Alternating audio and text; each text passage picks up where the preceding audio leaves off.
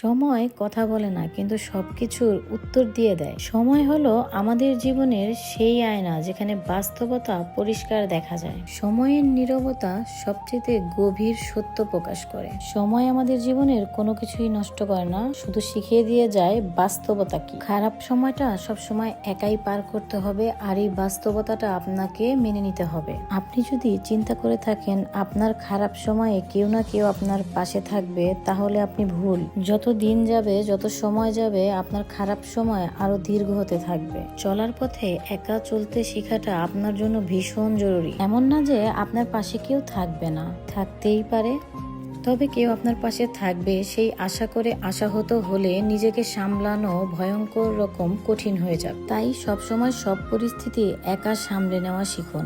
জীবনটা যেহেতু আপনার, সেটা গোছানোর দায়িত্বটাও আপনার। আপনার ছোট ছোট পদক্ষেপ ভবিষ্যতে আপনার রাস্তা আরো ছোট করে দিবে।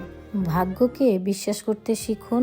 আপনার ভাগ্য আপনাকে যেখানে নিয়ে গিয়ে দাঁড় করাবে, আপনি সেইখানে গিয়ে দাঁড়িয়ে পড়ুন। নিজেকে বলুন আমি ঠিক আছি, তারপরে চারিদিকে তাকান, ভালো করে দেখুন আর নিজেকে মানিয়ে নিন। নিজেকে আরো বলুন এটা আপনার নিয়তি, এভাবেই থাকতে হবে, এভাবেই বাঁচতে হবে। সুতরাং কাঁদা যাবে না, মন খারাপ করা যাবে না। আর যদি ভালো থাকা সম্ভব না হয়, তাহলে আপনি অভিনয় করে আপনার সন্তানের দিকে তাকিয়ে আপনি বেঁচে থাকুন, তবুও বেঁচে থাকুন। তোমার ভাগ্যে যতটুকু দুঃখ কষ্ট আল্লাহ লিখে রেখেছে, ঠিক ততটুকু দুঃখ কষ্টই তুমি পাবে। আর যদি তোমার ভাগ্যে আল্লাহ বেশিরভাগটাই সুখ লিখে থাকে, সেইটাও কেউ খণ্ডাতে পারবে না। তাই বাঁচতে হবে, নিজের ভাগ্যটাকে মেনে নিতে হবে। দুঃখ কষ্ট সবকিছুর মধ্যে দিয়েই সুখ, এগুলো নিয়েই জীবন, বাস্তবতা। মহান আল্লাহ তাআলা তোমার ভাগ্যে যা লিখে রেখেছে ঠিক সেইটাই ঘটবে তোমার সাথে, আর এটা চিরন্তর সত্য কথা। এই কথাকে কেউ খণ্ডাতে পারবে না। তাই ভেঙে না পড়ে যখন যেই পরিস্থিতি আসবে, তখন আমাদের সেই পরিস্থিতিকেই মানিয়ে নিতে চলতে শিখতে হবে। তাই কারো উপর নির্ভরশীল না হয়ে নিজের উপরে আত্মবিশ্বাসটা রাখো। সবসময় খারাপ কিছু চিন্তা না করে